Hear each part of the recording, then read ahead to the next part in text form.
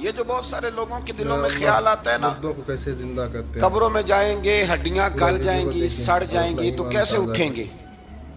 تو اسی پارے کی آیت نمبر 259 میں اللہ تعالیٰ نے ہمارا وہ مسئلہ بھی حل کیا اور دو واقعات تفصیل کے ساتھ تیسرے پارے میں بیان فرمائے. اللہ کریم فرماتے ہیں کہ کیا آپ نے اس شخص کو نہیں دیکھا کہ جو ایک ایسی بستی پر سے گزرا وَهِيَ خَاوِيَةٌ عَلَىٰ عُرُوشِهَا جو اپنی چھتوں کے بل گری پڑی تھی، یعنی بستی تباہ ہو گئی تھی. وہ آدمی وہاں سے گزرا، وہ حضرت عزیر علیہ السلام تھے.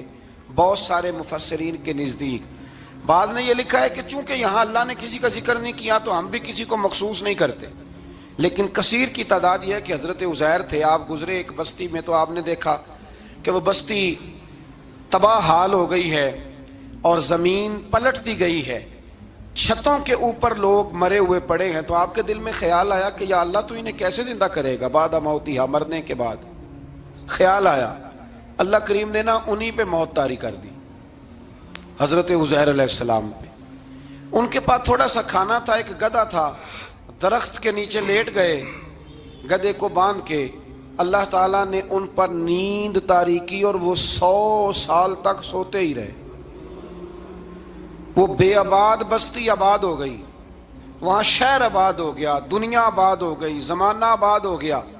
آپ جب سوئے تو آپ کی عمر مبارک 40 سال تھی.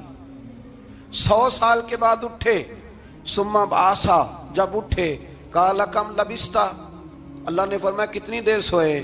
قال لبثت یوما او بعد یوم، کہنے لگے یا ایک دن سویا ہوں یا دن کا تھوڑا سا حصہ. تو رب کریم نے فرمایا نہیں، آپ تو 100 سال تک سوئے رہے. فرمایا وہ دیکھو ذرا گدھے کی طرف.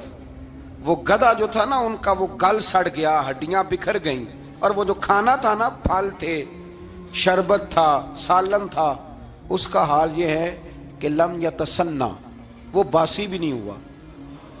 یہ ہے میرے رب کی قدرت.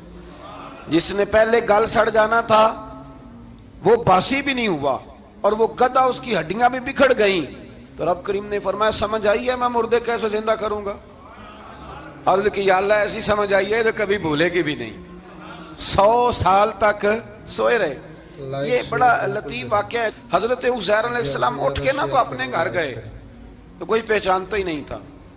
ایک بوڑھی اماں جس کی عمر بہت زیادہ ہو گئی تھی اس کو جا کے سلام لی تو آپ فرمانے لگے اس اماں سے یہ عزیر کا گھر ہے؟ تو اماں فرمانے لگی ہاں ہے تو عزیر کا، لیکن وہ تو 100 سال پہلے غائب ہوئے، دوبارہ آئے ہی نہیں. آپ فرمانے لگے اماں میں ہوں عزیر.